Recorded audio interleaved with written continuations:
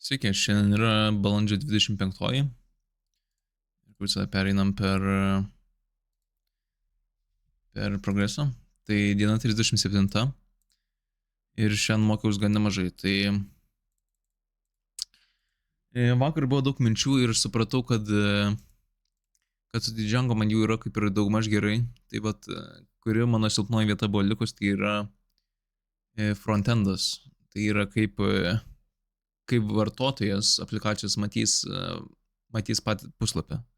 Tai kadangi aš jau per projektus ir per Studio šitą aplikaciją padariau ir per Django for APIs ir per šitas knygas tiesiog pamačiau, kad su Django visą backendą padaryti nėra sunku ir tai įmanoma padaryti.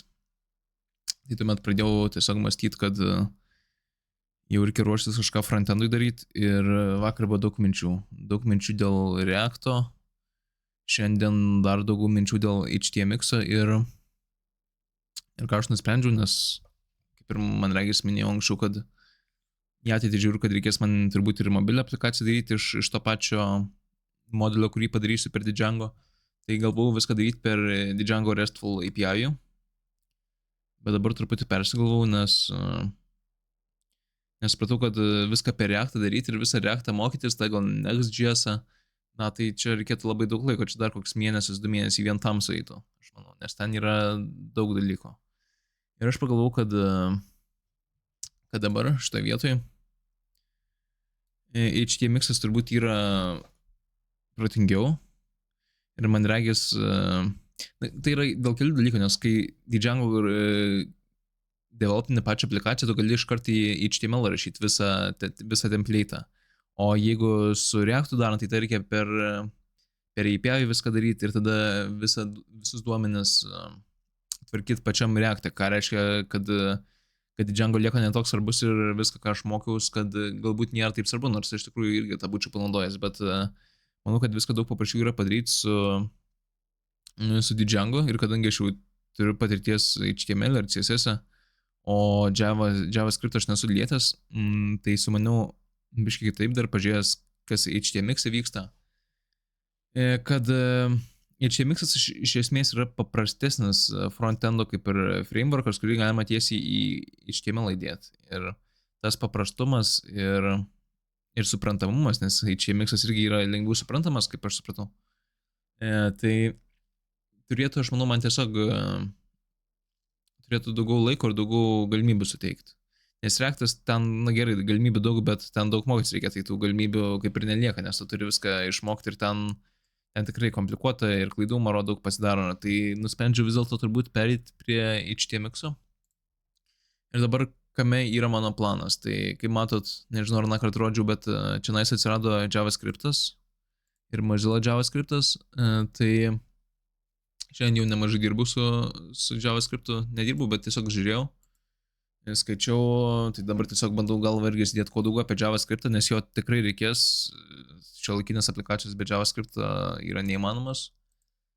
Tai pasidėjau pagrindą Django, dabar noriu pasidėti pagrindą JavaScripto ir tuomet turbūt e-commerce tutorial jau darys, nes irgi žiūrėjau kas kaip, mačiau, kad vieni daros Next.js-u, tai va tiesiog nusprendžiu turbūt, kad neverta man mokytis ir perėsiu prie HTMX-o. Tai ką šiandien išmokau, tai pagrindai JavaScript'o, tai yra struktūros, kaip rašyti patį kodą JavaScript'ui, tuomet while loopsai, for loopsai, tuomet aišku conditionals if'ai, variables su let arba const, tai konstantos irgi, ir duomenų tipai, tai yra 8 duomenų tipai, kiek ir JavaScript'e, tai mokausi iš tos svetainės, labai nuostabi svetainė, tai jeigu aš dabar perėjau štai šitiek per kažkur 5 valandas turbūt mokymuose, tai aš nežinau, ar viską čia mokysiuos, bet turbūt, kad daugumą... Dabar aš galvoju.